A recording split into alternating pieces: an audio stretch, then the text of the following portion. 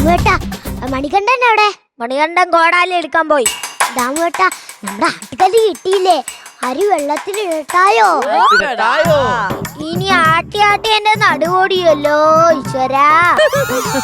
എടാ മണികണ്ഠ, കോടാലി കിട്ടിയോ? ആ കിട്ടി.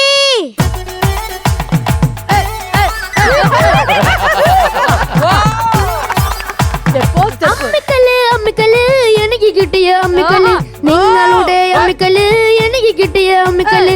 അമ്മിക്കല്ല് അമ്മിക്കല്ല് എനിക്ക് കിട്ടിയ അമ്മിക്കല്ല്, നിങ്ങളുടെ അമ്മിക്കല്ല് എനിക്ക് കിട്ടിയ അമ്മിക്കല്ല്.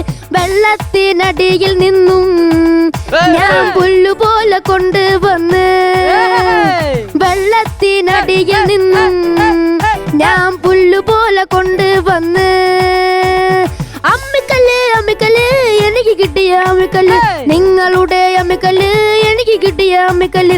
അമ്മിക്കല്ല് അമ്മിക്കല്ല് എനിക്ക് കിട്ടിയ അമ്മിക്കല്ല്, നിങ്ങളുടെ അമ്മിക്കല്ല് എനിക്ക് കിട്ടിയ അമ്മിക്കല്ല്. അയ്യോ, ഇതെന്നെ കാണാതെ പോയ അമ്മിക്കല്ല്. അതിങ്ങോട്ട് താ. ഈ അമ്മിക്കല്ലിനും ഉണ്ടൊരു കഥ, പറയട്ടെ? ആ മുടിഞ്ഞ കഥ എനിക്ക് കേൾക്കണ്ടായേ. ഒന്ന് കൊണ്ടുപോയി വെക്കോ? എടാ മണികണ്ഠ, നീ എന്തോ പണിയാണോ കാണിച്ചേ? എന്താ അളിയാ? എടാ, കഴിഞ്ഞ ജന്മം നീ എന്റെ ശത്രു ആയിരുന്നാടാ. അതെന്നാ അളിയാ?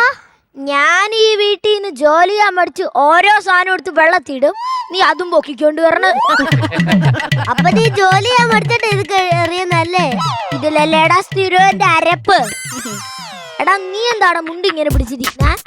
എടാ, ഞാൻ പറഞ്ഞില്ലേ, നല്ല അടി ഒഴുക്കുള്ള സ്ഥലമായിരുന്നു. അതിന് അടിയിലുള്ള എല്ലാം ഒഴുകിപ്പോയി.